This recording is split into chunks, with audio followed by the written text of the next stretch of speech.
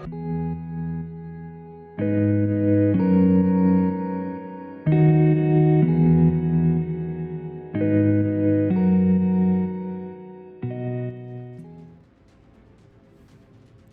this is Gary007 and welcome to my channel. This is the Zao. So this is World Warships. We're going to talk about the Zao today and how to play the Zao properly. If you've been researching the line, the Japanese line, and you finally get to the Zao, or you're just at the Fubuki, the tier 9, and you're wondering what the Zao is like, skip the Fubuki if you can. It is an awful ship. When you get to this, you have reached the best, I reckon, one of the best cruisers in the game. It does have its shortcomings, but we're going to show its strengths in this game. So I've got several replays I wanted to show you, and in this particular one, if you haven't noticed, I'm actually sitting in the cap circle. I've identified where the cruise destroyer is, and I've decided to take it upon myself to cap.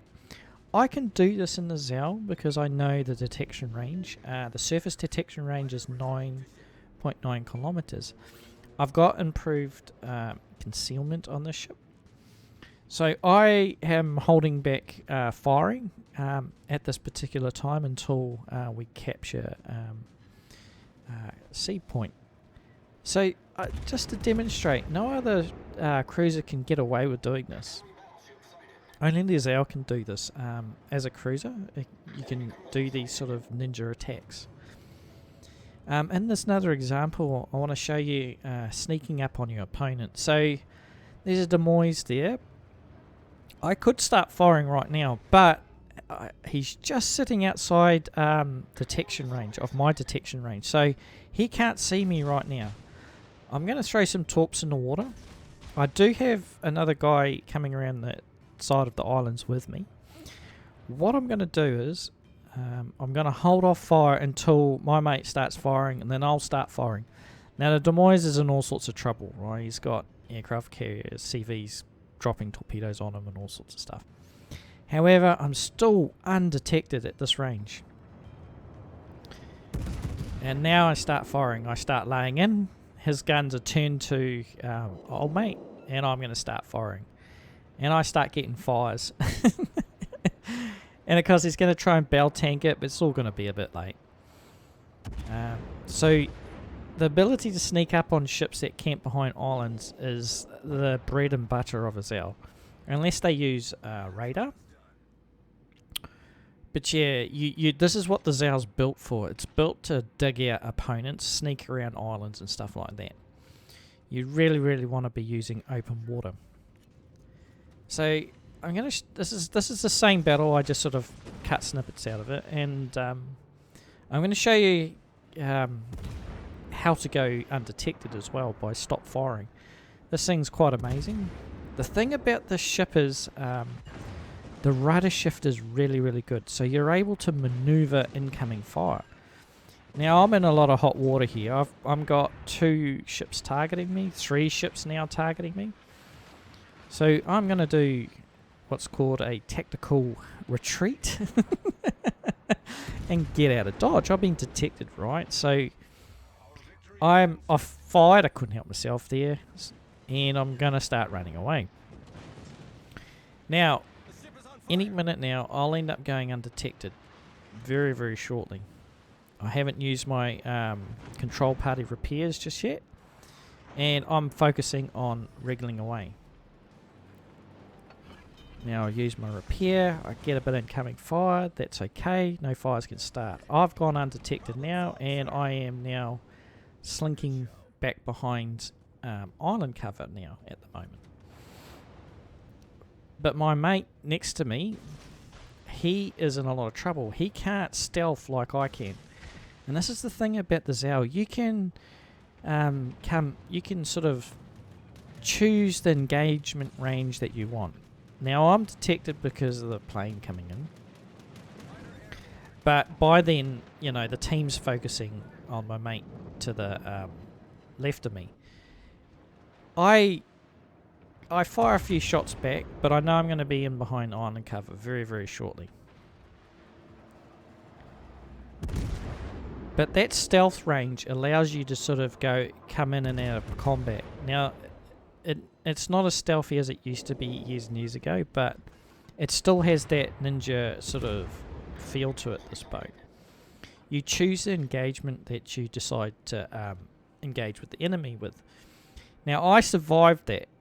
Out of all of that, you could call it luck, call it whatever. The ship basically can't take a hit, but you can go stealthy real quick. So you can choose engagement and you can run away and stop firing, and then you'll just go dark really quickly. So this is another example of the Zao. So I want to point out, when you're playing her, it's not an island ship. You do not want to be behind island. You want to be in the open water. I often play in open water. It's where the bread and butter is for the Zao. It's not a US ship. You can't be smoking hiding behind islands and firing behind islands, because you just don't have that arc. You got a flatter trajectory. The shells, though, they are like railguns. They will hit their target once you get your eye in the shell velocity, and as you can see, you're going to start smashing out fires. Now, I think there's at the moment I've got it at 23% fire chance on these shells. So,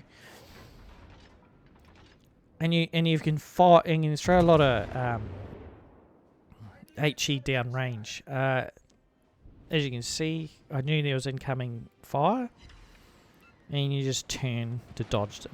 And that's the thing about the Zao in open water. You've got that room to choose your engagement, who you engage with. If it gets a little bit hot, just stop firing. You'll go dark really quickly. And, a Yamato at this range, 16, 17 kilometers, is not going to be an issue. And I can see incoming fire. I know enemy ships are targeting me, so I'll just start angling away. And if it gets too hot, I'll pull out. You know what I mean? And then I'll re-engage. And that's the big thing about the Zao, is that you choose the engagement. You choose the distance. You choose when you want to pick a fight. And no other cruiser can do that. Not really. I mean, you can't. No other cruiser can really choose its engagement like the Zao can. And its ability to get close up to targets and outflank them is astronomical. It's just one of those boats that I don't see getting played very often. Now, I speak highly of the ship. Now, there was a time when I didn't think much of the Zao, to be honest. I didn't think much of it. But as I started playing it more and more, I've noticed that the game at tier 10 and... Well, yeah, at tier 10, it promotes a lot of camping. The Zao, if you play the Zao, when you get to the Zao, you're going to love it, because ships are just going to be stationary. Look at the Yamato, Massachusetts down there, I think it is. I think it's Massachusetts, or it could be the Missouri down there. I'm just having a field day smashing out HE. Now, of course, he's probably pushed up a bit farther, Yamato, and he's going to lose against the DPS race there with so many ships firing. Now, there is a few ships on the corner here, but as you can see, I'm floating around the back. I'm not staying stationary whatsoever. In any of these games, I don't stay stationary.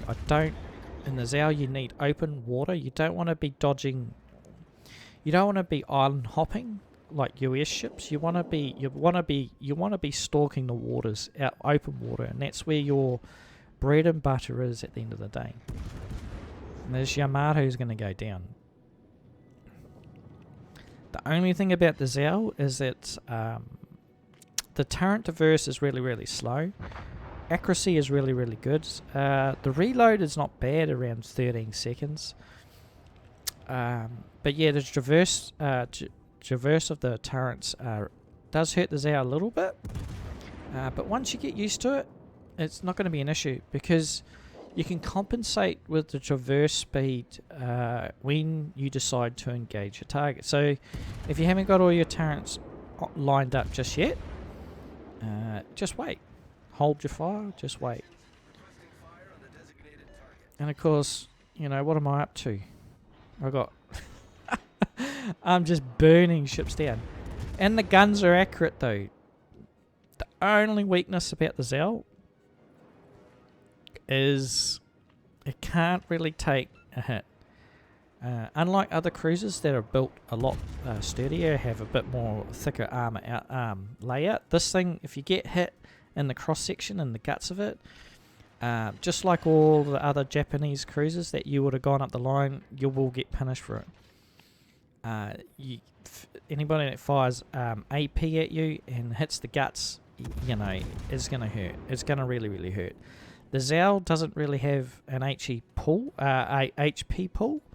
like other ships, so you can't really take a hit, and that's why I suggest you always keep moving in the Zao.